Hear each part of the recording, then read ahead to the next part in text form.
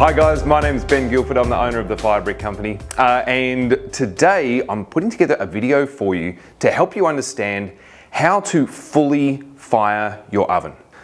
So if you're watching this video, chances are you've actually built one of our wood-fired oven kits and you've gone through all the curing fires, and now you're at the point where you're ready to actually put some real heat into your oven. And firstly, congratulations. It's exciting. The curing fires are a lot of fun, and hopefully you've cooked a couple of little things along the way as you did your curing fires. But these are the serious firings. This is where we're really going to get a lot of heat into the oven to really get up to those very high temperatures, which is actually going to be the final step in your curing. You're going to be doing 4 of these firings in order to get your oven fully dry. So hopefully you've been enjoying the process of curing your oven, and hey, you may be finding this video for the first time on YouTube or on our website, and we hope that this is a useful video for you in heating up your oven so that you're ready to cook that really high temperature food like pizza. Right, so without further ado, the modified fire and forget method. How does it work? It is a fairly simple idea, but it didn't come to me straight away. It wasn't something that was immediately obvious. My first firing techniques were you would build a fire in the oven, and as that fire sort of took off and started to burn down, you would add fuel to the fire, adding more fuel as it was required. So over the course for the D105, it takes about 2.5 hours to get it up to temperature. And every 15 to 20 minutes, I would be adding more timber to that fire to keep it going and to, really push it along. That was fine, but it did require me to be standing in front of the oven for 2.5 hours, which, hey, is fun. Grab yourself a delicious beverage and monitor your fire for a couple of hours. But I didn't always have that time available to me. I found that sometimes I just needed to get the oven going and then get inside and do some prep. So roll out bases or cut up ingredients, or greet my guests as they were arriving. I didn't always have the freedom to stand in front of the oven for the entire firing. And that's where this firing technique was born. It's called the fire and forget method for a reason. The idea is pretty straightforward. We take big, heavy timber, which we've got down here, and I'm going to take those big logs and I'm going to put them at the back of the oven and around the sides. So sort of at the back half of the oven. That's my main load of fuel. So the next thing we need to do is build a fort fire. We're going to build that out the front of the oven, and so we get that all set up, and then we're going to slide that in to the center of the floor, and then our firing is basically ready to go. The idea is this: we're actually going to we're not going to light the big heavy timber at the back, we're just going to light the fort. Some people have called it like a Jenga style fire, where your timber's doing this as it goes up. You call it what you want. I'm not your boss. So we're going to light that, and what happens is the fort fire consumes all of the available oxygen. So it will start burning, and all the oxygen that's coming into the oven will be consumed by that fire. The big heavy timber at the back is just getting hot. It's getting preheated. So as the fort fire burns down, that big heavy timber at the back, that's getting really hot. That's getting up to a couple of 100 degrees. You'll see it start smoldering. By the time the fort fire actually burns down to the point that some oxygen can get through to the timber at the back, the big heavy timber at the back is already really hot and it's just ready to burn, and it will just take off. And in all of that process, you haven't had to do anything. All you had to do was light it. And then you can effectively just let it burn.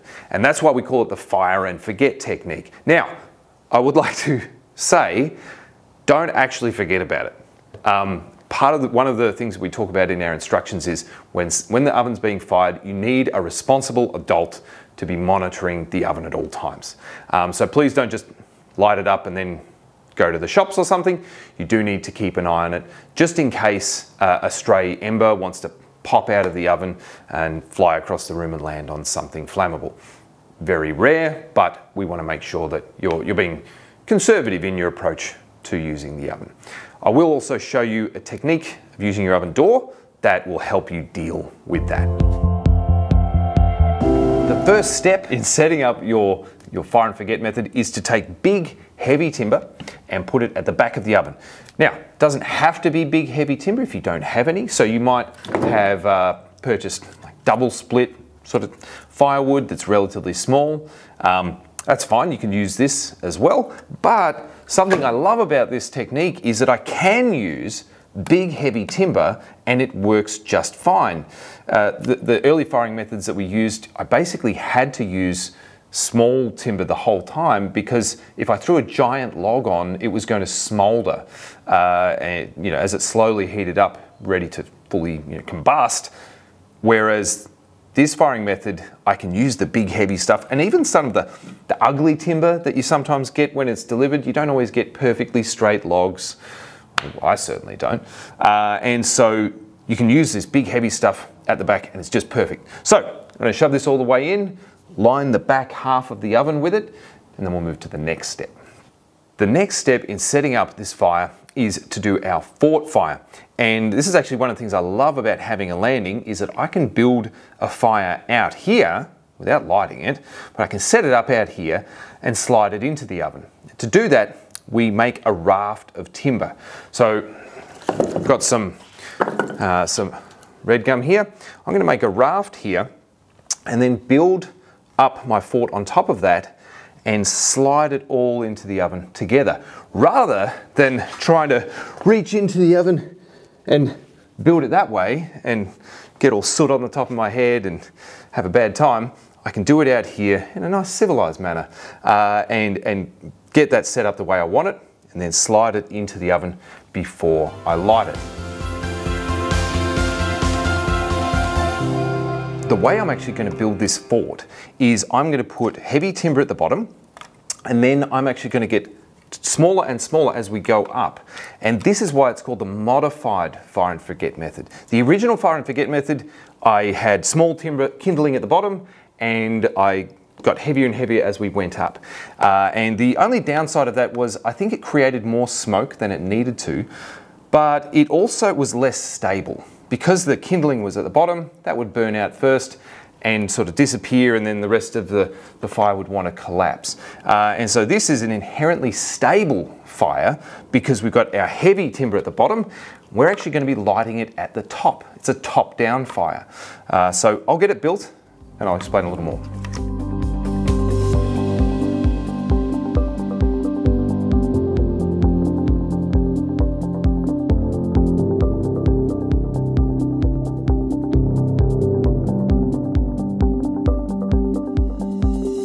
Right, so we've got a heavy timber down the bottom and I'm just getting slightly smaller as we go up. And now we're into our small red gum splits up the top.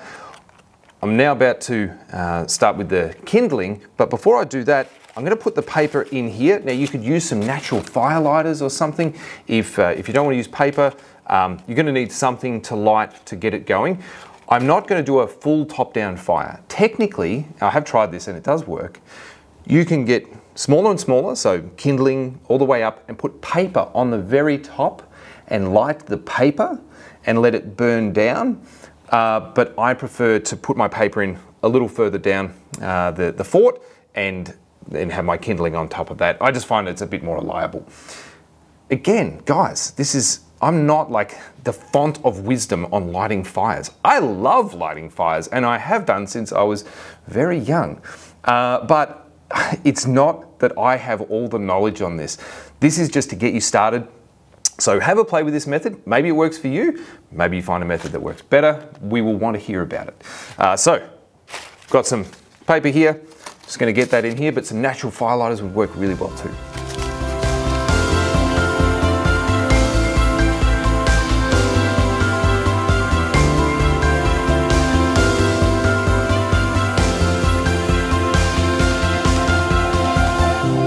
So I've got my fire built here And you can see how easy it is when you have a landing to work on.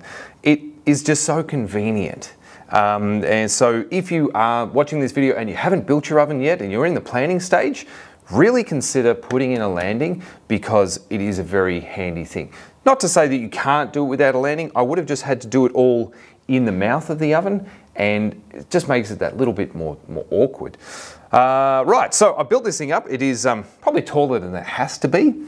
I think it's just going to fit in under the arch. So now I can just take these logs and I just brace them around the corners just so that they don't fall out. If I was just to push the middle one, it's Jenga, I'll probably wreck it. Okay, so I'm just going to grab it around the outside and slide that in.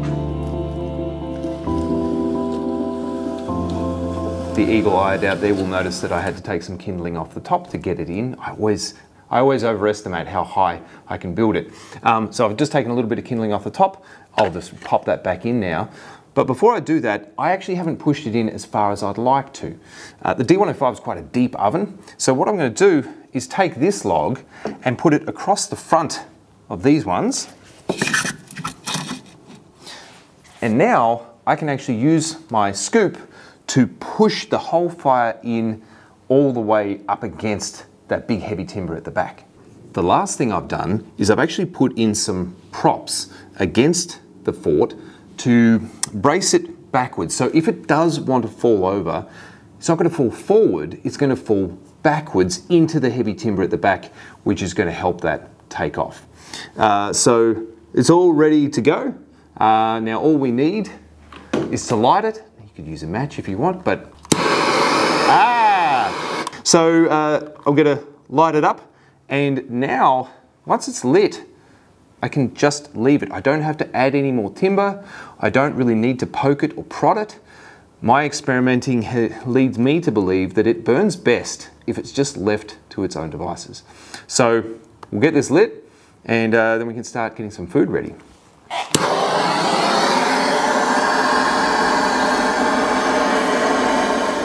Another tip that I want to give you in terms of lighting the best possible fire in your oven is using dry timber.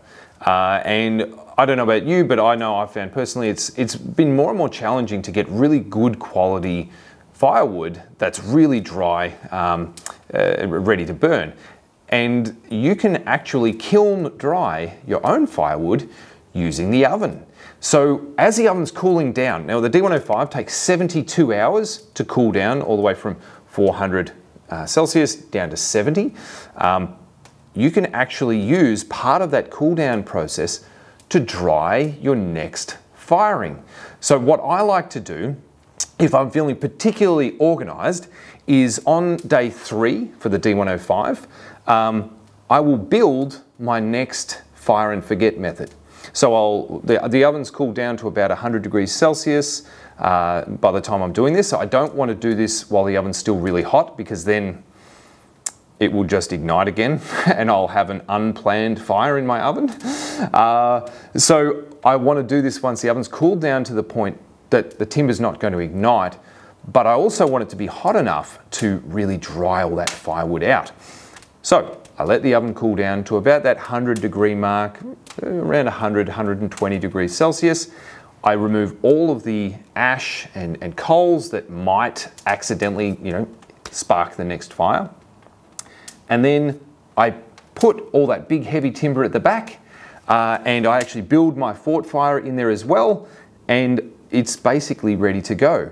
And one of the beauties of doing that is, I think one of the biggest hurdles for people between you and using the oven is firing it, and the time that it takes to do that, and maybe the organization that it requires of you to do that. If you get your next firing set up in advance, all you have to do is come out and put a match in there. And you don't even have to be the one to do that. You could nominate another member of the family to come out and do that for you, because you might be on your way home from work and not be able to actually light the fire. But if you've already got it set up, then anyone, again, responsible adult, you want someone responsible to light the fire for you, and then they can let it burn. And this leads me to my next point about using your oven door. And so we've got our beautiful oven door here, all stainless steel with its lovely timber handles. And you can do a bunch of things with this door. You'll see us in other videos using it for retained heat cooking, where we're putting the door all the way into the opening like this. So remember, you have to tilt the door forward to get it through the opening. Put it all the way in, and we shove it all the way in against here, which is going to put the fire out. I don't want to do that right now. Open this up. All right. Another thing that we can do with our door is we can use it as a draft door. Now we're indoors.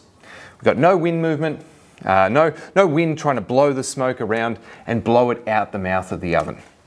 But most people have their oven outdoors where there is a bit of a breeze. You can take your door and put it across the mouth of the oven like this, and you want to set it, you can shove it all the way in against the opening, but then again, you're throttling the flow of air into the oven, which is going to starve it of oxygen and put the fire out. So what we do is we just pull it out away from the opening, about an inch, about 25 mil or so, and that allows fresh air to wash over the top edge of the door and around the sides, and it prevents smoke from coming out the mouth of the oven. So fresh air rushes in around the door and all the smoke goes up the chimney. And that's why I'm able to keep the front here nice and clean, is by using my door as a draft door. It does another thing as well. It actually reflects the radiant heat that's trying to escape from the mouth of the oven. It reflects it back into the oven, which again just helps get the oven up to temperature more quickly. It's also good if you're, let's say you've got it, your oven in a relatively small area, maybe it's a really hot day and you don't want the heat beaming out to everyone. You can use the door like this, and it is very effective at blocking that radiant heat, so that you don't get roasted a few meters away from the fire. So yeah, guys, please think about making good use of your oven door. There is one more thing that I'd like to say about it, using your door, and that is if you're doing really low and slow cooking like we did with our smoking video, you can put the door all the way into the opening and just crack it open a little bit just to let a tiny bit of air in. So think of the door as, I guess, an airflow control device, something that you can use to really regulate how much air is getting into the oven to feed the fire. As a result of that, you're controlling how hard that fire is burning, how quickly you're going to burn through that fuel, and sort of the temperature that you're going to get up to. So again, this is a starting point for you. Play around with your door and see what you can do with it. Okay, so we lit the fire behind us a little over 10 minutes ago, and you can see it's already burning really well. And it's burning from the top down. So it's actually drawn down nearly all the way down to the base of the fire now. And I haven't had to do anything. I literally just lit it, and now I can let it burn.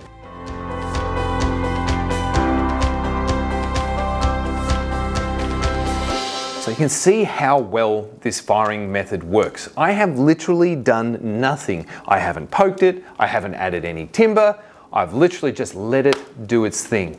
Okay, and it's going beautifully in there.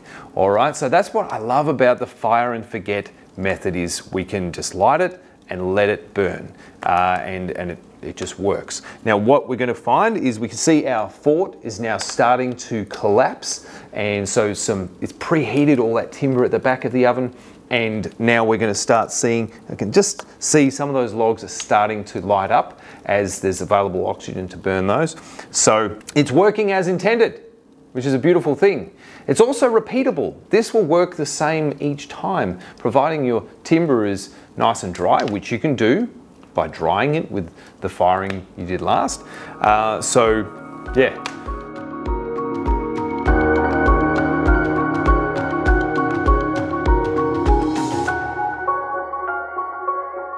So you can see the oven behind me. The fort fire has completely burned down in just a pile of hot coals, and we've got those big logs. That heavy fuel at the back of the oven has well and truly taken off and is on its way to burning all the way through. And one of the things that you may not be aware of is that fort, as it's burnt down, it's now soaking heat into the floor of the oven, because that's the most effective way of heating the oven floor, is by having a fire directly on it. And hey, the Fort Fire does that for you. As it collapses, it spreads out over the floor and soaks heat into those floor tiles so that they're going to be ready to get a nice crispy base on our pizzas. So guys, that is our modified fire and forget method. And I hope that you've enjoyed the video. Remember, we want to hear from you. If you have some ideas that have worked really well for you in firing up your oven and using your oven, please don't keep them to yourself. Share them. We want to hear about it. All right, again, if you have any questions about using your oven, firing it up, cooking in it, please reach out to our team. We're really happy to help you, not just in researching an oven and finding the right one, and not even just in building the oven and getting you through the process of getting your oven finished. We want to be there for you to help you use your oven as well. So please reach out to us. Our team will be very happy to hear from you.